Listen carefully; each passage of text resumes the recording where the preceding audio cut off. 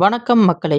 எம்ஜிஆர் ஒரு நடிகர் மட்டுமல்ல, பாமர மக்களின் தலைவர், புரட்சித் தலைவர். 1917ஆம் வருடம் ஜனவரி 17ஆம் தேதி இலங்கையில் உள்ள நவலைப்பட்டி எனும் கிராமத்தில் பிறந்தவர்தான் எம்.ஜி. ராமச்சந்திரன்.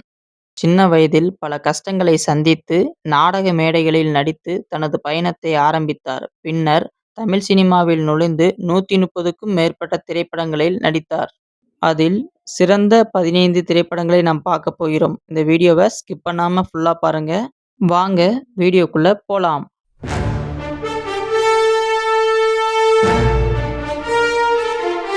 பதினைந்தாவது இடத்தில் நாடோடி மன்னன் திரைப்படம் இருக்கு. இந்த படத்தோட ஹீரோவும் எம்ஜிஆர் தான், இயக்குனரும் எம்ஜிஆர் தான்.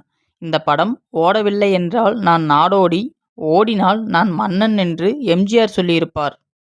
14வது இடத்தில் உரிமை குரல் திரைப்படம் இருக்கு. அப்போ இருந்த காலகட்டத்தில் குடும்பம் மற்றும் உறவுகள் பற்றி பேசும் பவர்ஃபுல் படம் இந்த உரிமை குரல். 13வது இடத்தில் படகோட்டி திரைப்படம் இருக்கு.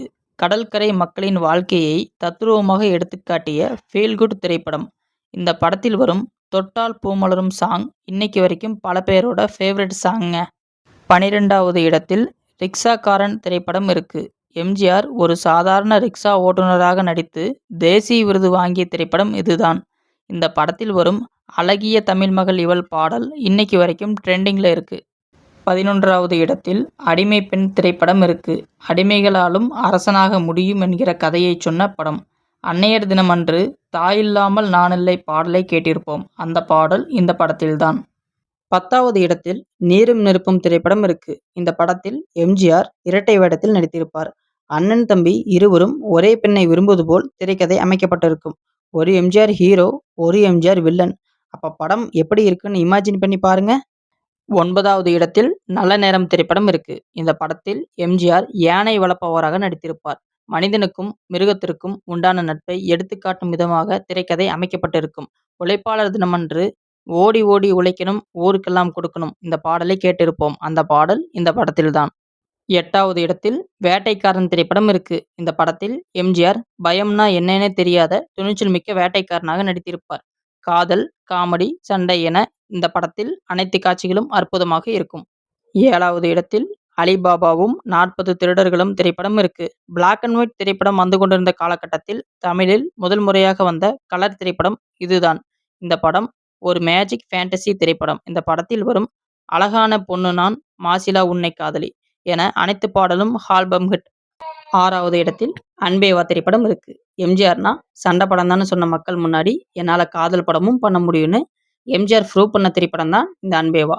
இந்த படத்தில் வரும் ராஜாவின் பார்வை ராணியின் பக்கம், நான் பார்த்ததிலே அவள் ஒருத்தியைத்தான் நான் அழகி என்பேன். இந்த பாட்டெல்லாம் இப்போ வரைக்கும் பல பேரோட ஃபேவரட் சாங். 5வது இடத்தில் ஆயிரத்தில் ஒருவன் திரைப்படம் இருக்கு.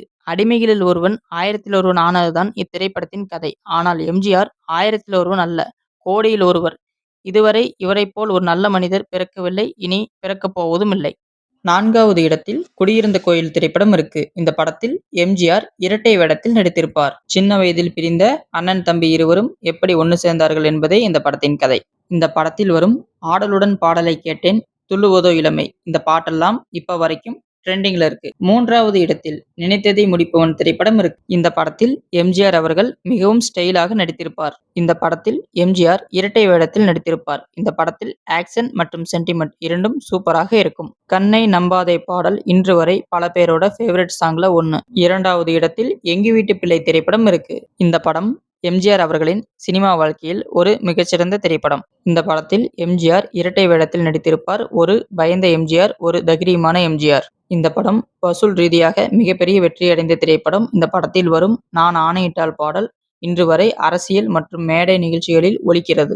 முதலிடத்தில் உலகம் சுற்றும் வாலிபன் திரைப்படம் இருக்கு. மற்ற படம் மாதிரி இந்த படம் ஒரு சாதாரண படம் இல்ல. அந்த காலத்திலேயே வெளிநாடுகளில் ஷூட் செய்யப்பட்ட ஒரு பிரம்மாண்டமான திரைப்படம். சிங்கப்பூர், மலேசியா, ஹாங்காங் போன்ற வெளிநாடுகளில் எடுக்கப்பட்ட காட்சிகள் ரசிகர்களை வியக்க வைத்தது. இந்த படத்தில் இன்னொரு ஸ்பெஷலான விஷயம், இந்த படத்தை எம்ஜிஆர் அவர்களே இயக்கி நடித்தது. அது மட்டும் இல்லாமல் இந்த படத்தில் வரும் பச்சை கிளி முத்துசரம், சிரித்து வாழ வேண்டும் போன்ற பாடல்கள் இன்றும் எவர்கிரீன்.